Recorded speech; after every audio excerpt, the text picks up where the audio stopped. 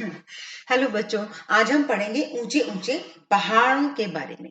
भारत में ऊंचे पहाड़ कहाँ पाए जाते हैं, कौन से राज्य में वो स्थित हैं और पहाड़ किसे कहते हैं। आइए एक बार समझने की कोशिश करते हैं।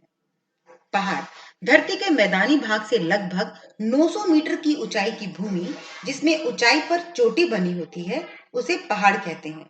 यानी कि धरती पर जो मैदान है, मैदानी क्षेत्र में कहीं पर भूमि बहुत ऊपर उठी हुई है और उसकी चोटी बनी हुई है, तो उसे हम पहाड़ के नाम से जानेंगे। और जैसे कि हिमालय, अरावली, महेंद्रगिरी आदि। अब सबसे पहले हम देखते हैं उत्तर की पर्वतमाला। मानचित्र में अगर आप देखेंगे तो सबसे उत्तर में पहले जम्मू कश्मीर राज्य हुआ करता था, जो अब 3 केंद्र शासित प्रदेशों में बंट गया है। तो हम ये समझेंगे जहां से हिमाचल प्रदेश आता है और वो केंद्र शासित प्रदेश उत्तर दिशा में माने जाते हैं। तो भारत की उत्तर दिशा में स्थित पर्वतों को हिमालय पर्वतमाला और कराकोरम पर्वत के नाम से जाना जाता है। दुनिया की सबसे ऊंची पर्वत की चोटी, जिसे हम एवरेस्ट शिखर के नाम से जानते हैं, वह भी इसी पर्वतमाला में स्थित है।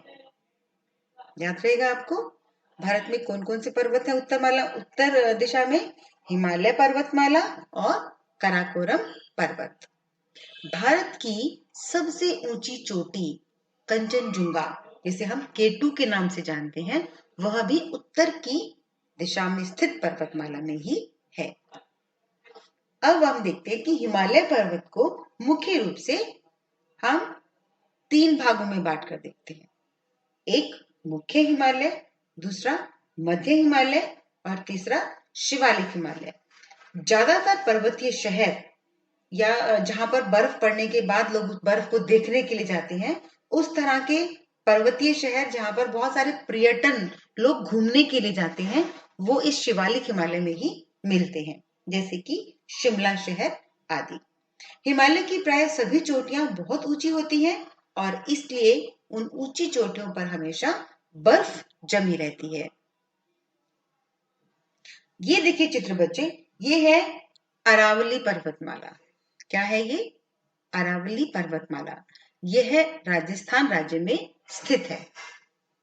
अरावली पर्वत कहां पर स्थित है? राजस्थान में। पूर्व में यह पर्वत भी हिमालय की तरह ही बहुत ऊंचा था, यानी कि बहुत हजारों साल पहले अरावली पर्वत भी हिमालय की तरह बहुत ऊंचा था, पर समय के साथ जल, हवा और तापमान के कारण ये पर्वत घिस घिस कर छोटा हो गया। और इस पर्वत के छोटा होने के कारण राजस्थान में बहुत कम बारिश होती है। आपको पता है, राजस्थान भारत का एक ऐसा राज्य है जहां पर सबसे कम बारिश होती है भारत में। अब हम देखते हैं उत्तर पूर्व के पर्वत। उत्तर पूर्व के पर्वतों में आएगा आपका असम, अरुणाचल प्रदेश, नागालैंड, मणिपुर, मिजोरम, मेघालय आदि। इन उत्तर पूर्व के पर्वतों में खासी, गारो और जैंती की चोटियां आती हैं। और आपको पता है, भारत में, विश्व में, बल्कि पूरी दुनिया में सबसे ज्यादा बारिश करने वाली जो जगह है मासिन राम, वो भी उत्तर पूर्व के पर्वतों में ही पाई जाती है। अब इन उत्तर पूर्व के पर्वतों में अगर नागालैंड राज्य में देखेंगे तो सारामती, नागा हिल्स, अरुणाचल प्रदेश में मिश्मी और असम में डाफला हिल्स मुख्य पर्वतीय चोटियों के रूप में जाने जाते हैं। चलिए बच्चों, अभी हमने देखा उत्तर के पर्वत, पश्चिम के पर्वत जो कि राजस्थान में थे, और अब हम देखेंगे दक्षिण के पर्वत। भारत के दक्षिण में मुख्यतः 2 पर्वत है, पूर्वी घाट के पर्वत, पश्चिमी घाट के पर्वत।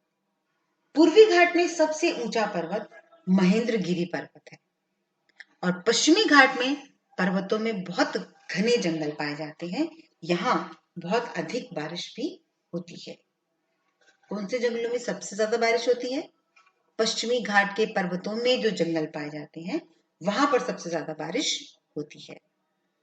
मध्य भारत के पर्वत, यानी कि भारत के मानचित्र में बिल्कुल बीचों बीच आप देखेंगे तो मध्य प्रदेश नाम का राज्य है, मध्य प्रदेश के साथ में छत्तीसगढ़ और महाराष्ट्र का कुछ हिस्सा भी लगता है वहां पर।